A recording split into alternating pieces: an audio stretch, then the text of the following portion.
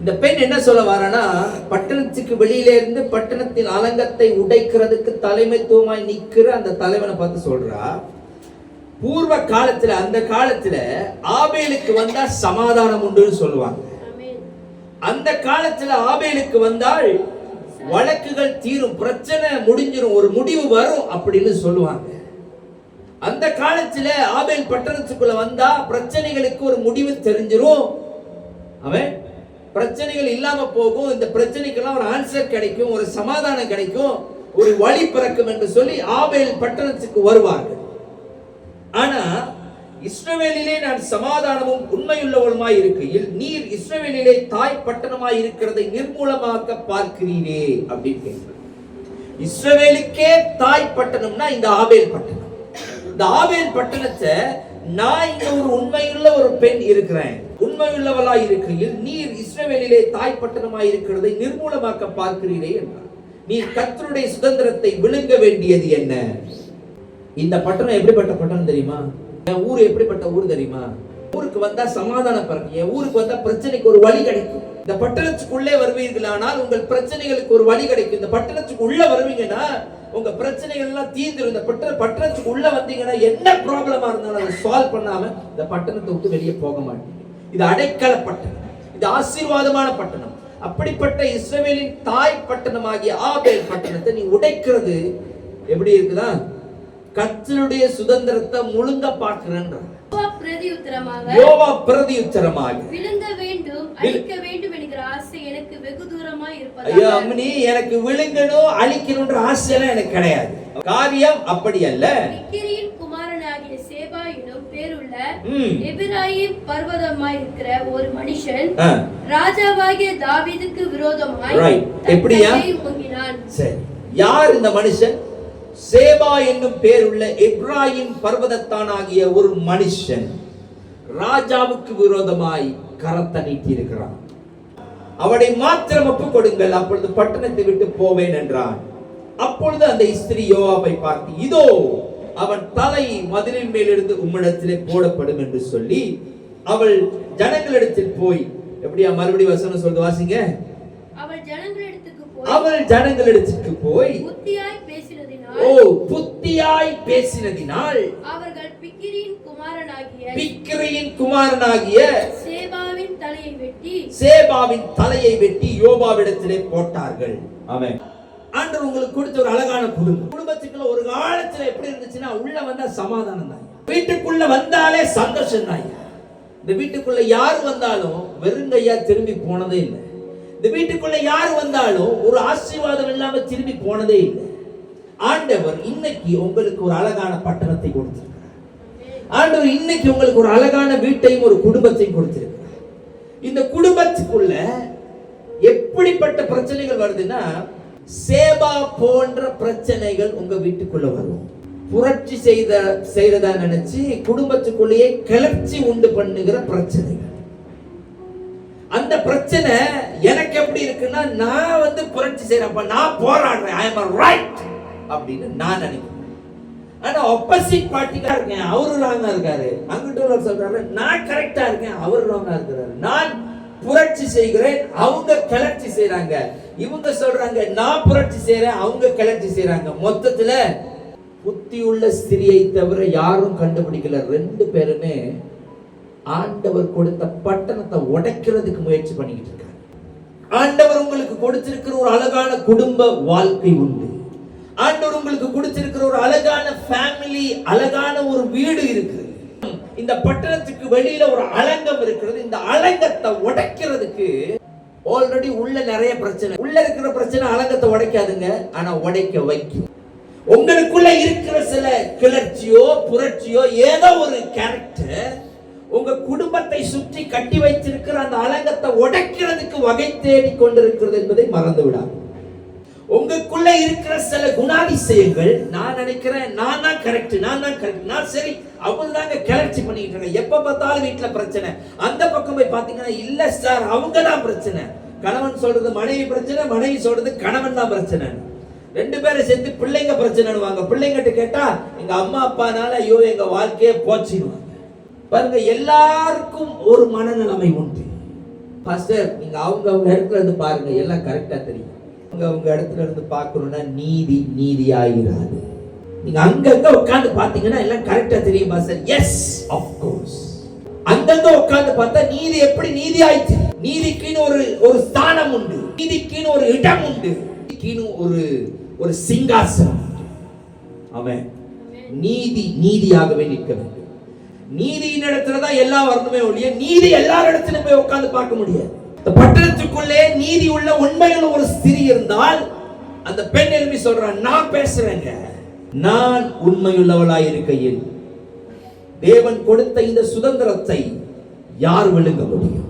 ஆண்டவர் உங்களுக்கு கொடுத்திருக்கிற சுதந்திரம் உங்கள் பிள்ளைகள், ஆண்டவர் உங்களுக்கு கொடுத்திருக்கிற சுதந்திரம் உங்க குடும்பம், உங்களுக்கு கொடுத்திருக்கிற சுதந்திரம் உங்க வாழ்க்கை, உங்க லைஃப், உங்க ஆராதனை, உங்க வார்த்தை, உங்களுடைய சந்தோஷம், உங்க மகிழ்ச்சி எல்லாமே தேவன் உங்களுக்காய் கொடுத்திருக்கிற ஒரு சுதந்திரமான வாழ்க்கை. சுதந்திரமான வாழ்க்கை கெடுக்கும்படி வெளியில இருந்து எப்பயோ வந்து உள்ள உட்கார்ந்து இருக்கிற சில கேரக்டர் இஸ்ரவேலை பார்த்து ஆண்டவர் சொல்றாரு, எப்படியா வணங்கா கழுத்துள்ள ஜனங்கள். எத்தனை வாட்டி சொன்னாலும் கேட்கவே மாட்டேங்கிறாங்க. சம்டைம்ஸ் எவ்வளவு சொன்னாலும் கேட்க மாட்டோம். ஏன்னா எனக்கு நான் சொல்றது கரெக்ட்னு இருக்கு. உள்ள இருக்கிற அந்த தாவீது ராஜாவுக்கு விரோதமா எழும்பின அந்த கரம், அவனை பொறுத்த வரைக்கும் அவன் கரெக்டா இருக்கிறான்.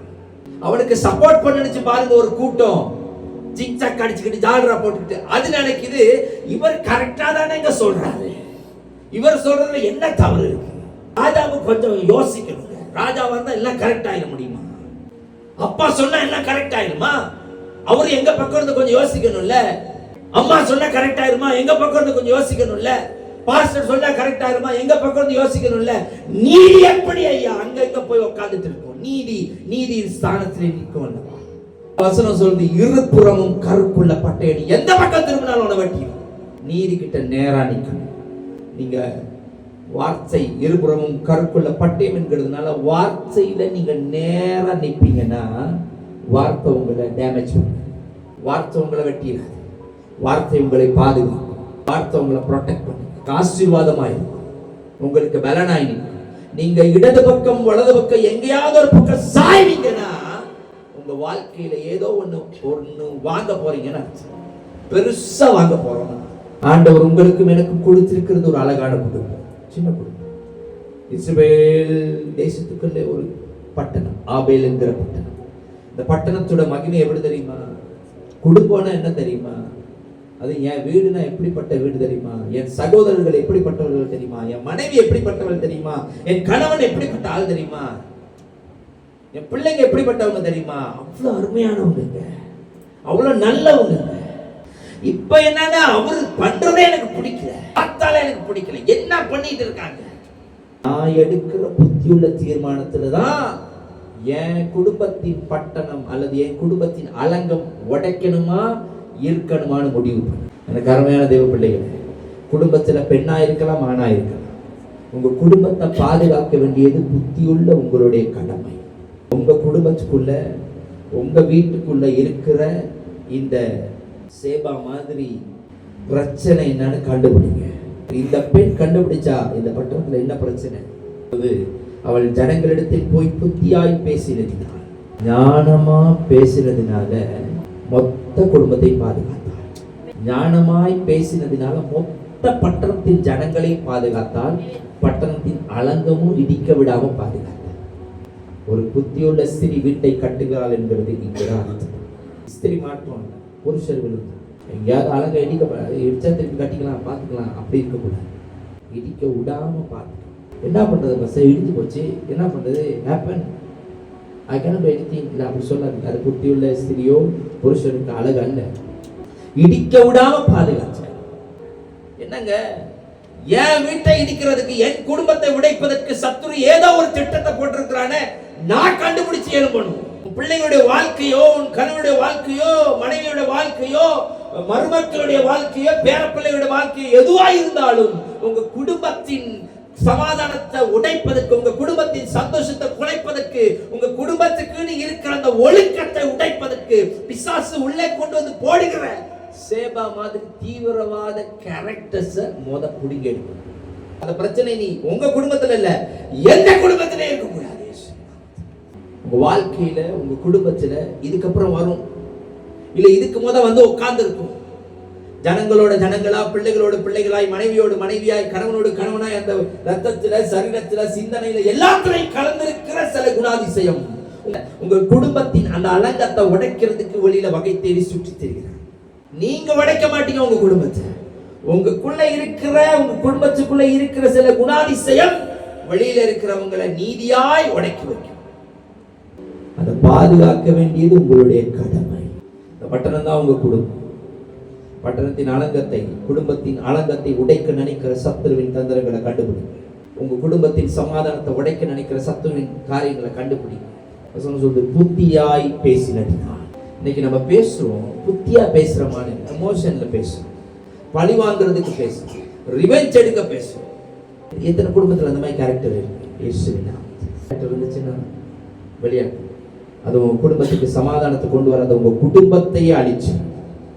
கர்த்தருடைய ஊழியக்காரனாய் ரொம்ப கிளியரா அவங்ககிட்ட பேசிட்டு, உங்க ஹஸ்பண்டோ, உங்க கணவனோ, உங்க மனைவியோ, உங்க உங்க உங்க உங்க உங்க பிள்ளைகளோ, உங்க சொந்தங்களோ, சகோதரர்களோ, எதுவா இருந்த பேர பிள்ளைங்கள பிள்ளை எதுவா உங்க குடும்பத்துக்குள்ள யார் இருந்தாலும் சரி, உங்க பட்டணத்துக்குள்ள இருக்கிற உங்க சொந்தங்களா இருக்கிற உங்க பட்டணத்துக்குள்ள உங்களுக்கு உரிமையா இருக்கிற அந்த அலங்கத்தை உடைக்கிறதுக்கு எதுவா இருந்தாலும் நீங்க தான் கண்டுபிடிக்கணும். இதை எப்படி சால்வ் பண்ணணும்னு தெரியும். நான் சொல்றேன், உன் குடும்பத்தையோ உன் பட்டணத்தையோ அடிப்பது உடைப்பது எனது நோக்கம் அல்ல. உள்ள ஒருத்தர் இருக்கிறான், ராஜாவுக்கு விரோதமா எழும்பினவனுக்கு சப்போர்ட் பண்ணிக்கிட்டு இருக்கிறோம் குடும்பம். ராஜாவுக்கு விரோதமா எழும்பினவனுக்கு அடைக்கலம் கொடுத்துக்கிட்டு இருக்கு உங்க பட்டணம். அதனால ஒண்ணு அவனை தூக்கி வெளியே போடு, இல்ல மொத்த பட்டணத்தை அழிச்சிடு. ரெண்டே சாய்ஸ். இன்னைக்கும் நம்ம நினைச்சுக்கிட்டு இருக்கிறோம், கர்த்தர் என் குடும்பத்துக்கு விரோதமா எந்த காரியம் வருவதற்கு அனுமதித்து விடுவாரோ. அப்படியெல்லாம் நடக்காது பாஸ்டர். உங்களுக்கு ஒரு காரியம் தெளிவா சொல்றேன். ஆண்டவருக்கு விரோதமாய், என் தேவனுக்கு விரோதமாய் உங்க குடும்பத்துக்குள்ள ஏதாகிலும் ஒரு கரம் எலும்புமே ஆகும். பாஸ்டர், ஆண்டவருக்கு விரோதமா என் குடும்பத்தை ஒண்ணுமே எலும்பாதுன்னா நீங்க எப்படி சொல்றீங்க? தேவனுக்கு விருப்பமில்லாத காரியத்தையுமே ஆண்டவருக்கு விரோதமா எழும்புற காரணம். ஆண்டவரை எதிர்த்து போராடிலாம் நிக்க தேவையில்லை. அவருக்கு பிடிக்காத ஒண்ணு உங்க வீட்டுல யாராவது செய்யறாங்களா? ஏன்னா உங்க குடும்பம் எப்படிப்பட்ட குடும்பம் தெரியுமா? ஆபேலின் பட்டணம் எப்படிப்பட்ட பட்டணம்? ஆபேல் பட்டணம் சமாதானத்தை கொண்டு வருகிறது, ஒரு முடிவை கொடுக்கிறது, தீர்வை கொடுக்கிறது, நன்மையை கொடுக்கிறது. உங்க குடும்பம் ஆசீர்வதிக்கப்பட்டது. உங்க குடும்பம் கிறிஸ்தவ குடும்பம், உங்க குடும்பம் சபைக்கு போற குடும்பம், உங்க குடும்பம் ஆண்டவரை ஆராதிக்கிற குடும்பம், உங்க குடும்பம் இயேசுவை தெரிந்த குடும்பம். தெரிகிற குடும்பத்துல இவ்வளவு ஆண்டவருக்கு விருப்பமில்லாத காரியம் இருக்கிறது. ஆனா ஒரு கட்டம் வரும், உங்க குடும்பம் உடைக்கப்படுகிற சூழ்நிலை. ஒண்ணு இங்கிட்டு ஒண்ணு அங்கிட்டு. புத்தியாய் தீர்மானம் எடுக்க வேண்டும். ஐயோ இல்லைங்க, எங்களுக்கு தெரியலங்க, அவர் யார் எங்க இருக்கான்னு தெரியல, நீங்க வேணா போயிட்டு அடிச்சு கண்டுபிடிச்சிக்கங்க அப்படின்னா அநியாயமா நிறைய காரியத்தை, நிறைய ஜனங்களை இழந்து போவீங்க. குடும்பத்தை பாதுகாக்க வேண்டியது உங்களுடைய கடமை. புத்தியுள்ள ஸ்திரீ புத்தியாய் பேசினார். வசனம் சொல்லுது, என் ராஜாவுக்கு விரோதமாய் எழும்பின கரம் அவன் தலையை தூக்கி பட்டணத்துக்கு வெளியில இருந்து அவன் போடுறேன். நீ வெட்ட வேணாம், நானே வெட்டிடுறேன். ஆமென். என் தேவனுக்கு விரோதமாய் எந்த குணாதிசயம் இருந்தாலும் வெளியில இருந்து, நான் இதுக்கு ஒரு உதாரணம் சொல்றேன். இஸ்ரவேல் ஜனங்கள் ஆண்டவருக்கு விரோதமா நிறைய காரியம் பண்ணிட்டே இருந்தாங்க. ஆமாவா இல்லையா? நிறைய கேரக்டர்ஸ் அவங்க மாறவே இல்லை. சில நேரம் ஆண்டவர் அழகா புத்தி சொல்லுவார். 10 கற்பனைகளை கொடுத்தார், ஆலோசனை கொடுத்தார், பாபாவுக்கு சொல்ற மாதிரி, பேபிக்கு சொல்ற மாதிரி சொன்னார். ஆனா இதெல்லாம் அவங்க கேட்கல. பாருங்களேன், சில பேர் ஆண்டவரை கோபம் பண்ணி என்ன பண்ணார்? பூமி பிளந்து அவர்களை வெளியே போட்டதுன்னு வசனம் சொல்லுது. ஒரு கட்டத்துல கேட்காத பட்சத்துல என்ன பண்ணிட்டாங்க? எதிராளியின் கரத்துல ஒப்பு கொடுக்காங்க. ஓ என்ன பண்ணு? வெக்கப்பட்டு அடிப்பட்டு சாகணும். ஆண்டவர் தெரிந்தெடுத்த ஜனக்கூட்டம், ஆண்டவர் தெரிந்தெடுத்த சந்ததி, ஆண்டவர் தெரிந்தெடுத்த தேவனுடைய பிள்ளைகள் எதிராளியின் கரத்தில் அடிபட்டு சாகணுமா? ஒரு வழி இருக்கு. சபை வசனம் சொல்லுது, நானே வழியும் சத்தியமும் ஜீவனுமாய் இருக்கிறேன், என்ன பிடிச்சுக்கோங்க, நான் எல்லாத்திலையும் மீட்டிருக்கேன். புத்தியாய் பேசினதினால் அந்த பட்டணத்திலிருந்து எல்லாரையும் பாதுகாக்க முடியும். குடும்பத்துக்குள்ள எழும்புகிற பிரச்சனைகளை புத்தியா பேசி சமாளிக்க கற்றுக்கொள்ளுங்க. புத்தியா பேசி, ஞானமாய் பேசி உங்கள் பிள்ளைகளை உலகத்திலிருந்து மீட்டுக் கொள்ள கற்றுக்கொள்ளுங்கள். ஞானமாய் பேசி உங்கள் மனைவியை, உங்கள் கணவன் அவர்களை ஆபத்திலிருந்து மேலே கொண்டு வர கற்றுக்கொள்ளுங்க. உங்களுக்கு எல்லாம் தெரியுன்றதுனால நீங்க தெரிஞ்ச மாதிரி தாமதம்னு குதிக்காதீங்க. ஆமென். இவளுக்கு தெரிஞ்சு போச்சு. வசனம் பாருங்க, ரொம்ப அழகா சொல்லுது. அவ்வளவு பிரச்சனைய கரெக்டா சொல்லி சொல்லி வந்து இந்த பெண்ணுடைய ஞானத்தை குறித்து வேதம் நம்மளுக்கு ஹைலைட் பண்ணிட்டே இருக்கு. எப்படியா? புத்தியாய் பேசினதினால். கொஞ்சம் பெசகி இருந்தாலும் பட்டணமும் காலி, அந்த பெண்ணும் காலி. நீங்க பேசுற வார்த்தையில உங்க குடும்பம் நீக்கும். நீங்க பேசுற வார்த்தையில உங்க குடும்பம் பாதுகாக்கும். நீங்க பேசுற வார்த்தை குறித்து ஜாக்கிரதையா இருங்க. ஆமென். நீங்க பேசுற வார்த்தைகள் உங்கள் குடும்பத்தில், உங்கள் கணவனிடத்தில், உங்கள் பிள்ளைகளிடத்தில் ரொம்ப கவனமா இருக்கும்.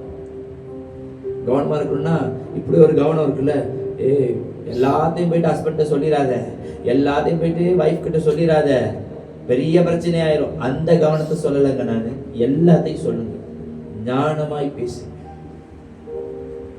ஆமென். ஞானமாய் நடந்து. நீங்க ஞானமா பேசுனீங்கன்னா உங்க மனைவி, உங்கள் பிள்ளைகளை நீங்கள் பாதுகாக்க முடியும். எத்தனை பேர் சொல்றீங்க, அப்பா சம்டைம்ஸ் நான் நிறைய வார்த்தைகளினாலே ஞானம் இல்லாமல் பேசி இருக்கிறேன் குடும்பத்தில். ஆண்டவரே, என் வாயில ஞானம் இல்லாமல் நிறைய இடத்துல நான் வார்த்தையை விட்டுருக்கிறேன். நான் ஒரு குடும்ப பெண்ணாய், நான் ஒரு குடும்ப தலைவனாய், ஒரு குடும்ப தலைவியாய் இருந்த ஆண்டவரே, ஞானம் இல்லாமல் நிறைய வார்த்தைகளை விட்டுருக்கிறேன் ஆண்டவரே. ஆனா இன்னைக்கு என் குடும்பத்தை பாதுகாக்க ஞானமாய் பேசின அந்த ஸ்திரியை போல ஆண்டவரே, நானும் என் குடும்பத்துக்காய் உங்க சமூகத்தில் எழுந்து நிற்கிறேன். நானும் ஆண்டவரே உரத்த சத்தமாய் உங்க சமூகத்திலே கதற போறேன் ஆண்டவரே. அந்த ஞானத்தை எனக்கு தருவீராக. எத்தனை பேர் கேட்கிறீங்க? எத்தனை பேர் கேட்கிறீங்க?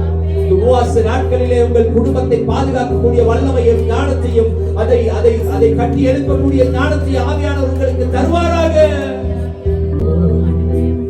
ஏகோவா சம்மா எங்களோடு இருப்பவரே. ஏகோவா சம்மா, ஏகோவா சம்மா எங்களோடு. சதையா நல்ல சத்தமா ஏகோவா, ஏகோவா சம்மா என் குடும்பத்தை பாதுகாக்கிறவரே. One more time, கையை நல்ல மேல உயர்த்தி ஏகோவா, ஏகோவா சம்மா எங்களோடு இருப்பவரே. ஏகோவா சம்மா, ஏகோவா சம்மா, ஏகோவா சம்மா, ஏகோவா சம்மா, ஏகோவா சம்மா, ஏகோவா சம்மா, ஏகோவா சம்மா, ஏகோவா சம்மா, ஏகோவா சம்மா எங்களோடு. ஆண்டவரே, என் பிள்ளைகளுடைய குடும்பத்தோடு ஏகோவா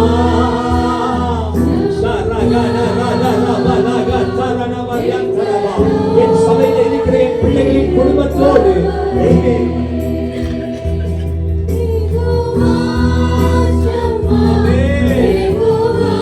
பிள்ளைகளோடு சமாதானம். ஏகோவா சம்மா என் பிள்ளைகளை நடத்துவீராக. குடும்பத்தை நடத்தக்கூடிய ஞானத்தை கற்று தருவீராக. ஏகோவா சம்மா, ஏகோவா சம்மா, ஏகோவா சம்மா,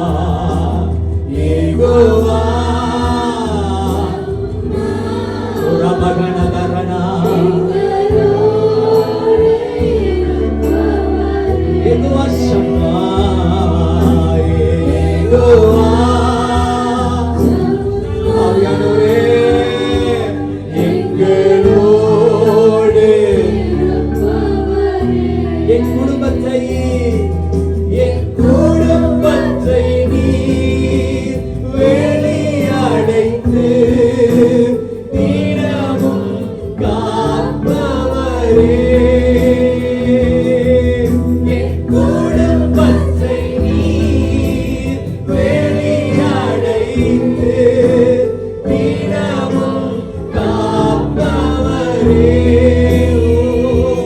யெகோவா ஷம்மா, யெகோவா ஷம்மா, யெகோவா ஷம்மா, யெகோவா ஷம்மா, யெகோவா ஷம்மா. ரகநகரா. பரிசுத்த ஆவியானவரே, என் சபை பிள்ளைகளை கர்த்தர் முழுமையாய் ஆளுகை செய்வீராக. யெகோவா ஷம்மா, யெகோவா ஷம்மா, யெகோவா ஷம்மா.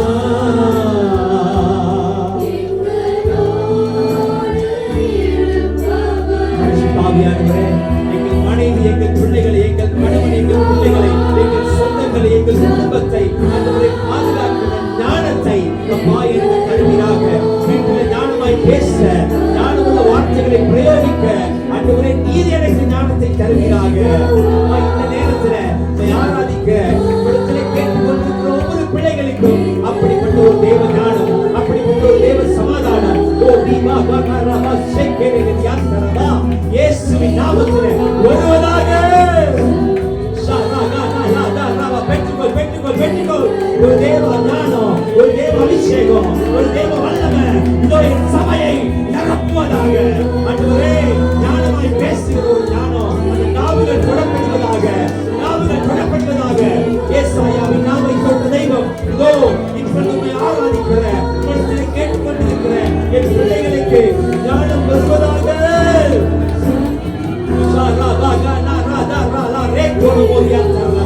குடும்பத்தை எப்படி நடத்தணும் ஆண்டவரே, எப்படி பேசணும், எப்படி ஆதாயப்படுத்துவது, ஞானம் வரட்டும், ஞானம் வரட்டும். இயேசுவின் நாமத்தில், இயேசுவின் நாமத்தில், இயேசுவின் நாமத்தில் குடும்பத்தை உடைக்கிற, குடும்பத்தை கெடுக்க நினைக்கிற எல்லா குணாதிசயங்களும் என் பிள்ளைகளுடைய குடும்பத்தை விட்டு வெளியேறுவதாக. இயேசுவே,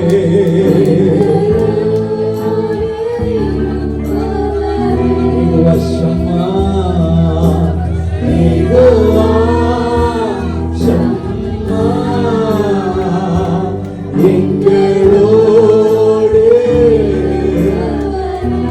நீர் என்னோடு, நீர் என்னோடு இருப்பதனால் நான் இதுவரை ஜீவிக்கிறேன்.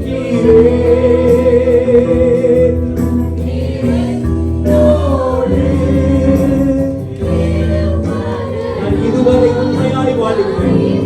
உண்மையாய் கூட இருக்கிறேன். நான் உண்மையாய் இருக்கிறப்பா. யெகோவா ஷம்மா, சொல்லுங்க. யெகோவா ஷம்மா, யெகோவா ஷம்மா, யெகோவா ஷம்மா, யெகோவா. அப்பா, என் குடும்பத்தில் உண்மையுள்ளவனாய், என் குடும்பத்தில் உண்மையுள்ளவனாய், என் மனைவிக்கு, என் கணவனுக்கு, என் பிள்ளைகளுக்கு உண்மையுள்ளவனாய் இருக்க எனக்கு உதவி செய்க. அப்படிப்பட்ட ஒரு ஞானத்தை எனக்கு தாரும் ஆண்டவரே. I need you, Lord. Baba Shabana, Yehova, Shalagagagagala. குடும்பத்தில் நான் உண்மையுள்ள மனைவி, என் வீட்டுக்கு ஞானமுள்ள கணவனாய் நான் போக போறேன். கையை மேல உயர்த்தி, உங்க வலது கையை மேல உயர்த்தி, உங்கள் இடது கையை உங்கள் தலையின் மேல் வைத்துக் கொள்ளுங்கள். அப்பா, நான் ஞானமுள்ள மகனாய், நான் ஞானமுள்ள கணவனாய், நான் ஞானமுள்ள மனைவியாய், நான் ஞானமுள்ள பிள்ளையாய் நான் வீட்டுக்கு போக போறேன் ஆண்டவரே. புத்தியுள்ள கணவனாய், புத்தியுள்ள மனைவியாய், புத்தியுள்ள சகோதரனாய், புத்தியுள்ள சகோதரியாய், என் குடும்பத்தை பாதுகாக்கிற பிள்ளையாய் நான் வீட்டுக்கு போறேன் ஆண்டவரே. ஐயோ அப்படிப்பட்ட ஞானத்தை யெகோவா சொன்னார். எனக்கு தந்தபடினால நன்றி. என் குடும்பத்தை நீங்க வேலையடிக்கிறதுனால நன்றி. என்னை நீர் பாதுகாக்கிறதுனால நன்றி. என் பிள்ளைகளை பாதுகாக்கிறதுனால நன்றி. என் கணவனை, என் பிள்ளைகளை, என் வீட்டை நீங்க பாதுகாக்கிறதுனால நன்றி ஆண்டவரே. நான் பேசுகிற வார்த்தை ஞானமாயிருப்பதாக, நான் பேசுகிற வார்த்தை புத்தியாயிருப்பதாக இயேசுவின் நாமத்தில் ஒப்பு கொடுத்து ஜெபிக்கிறேன். ஜீவனுள்ள நல்ல பிதா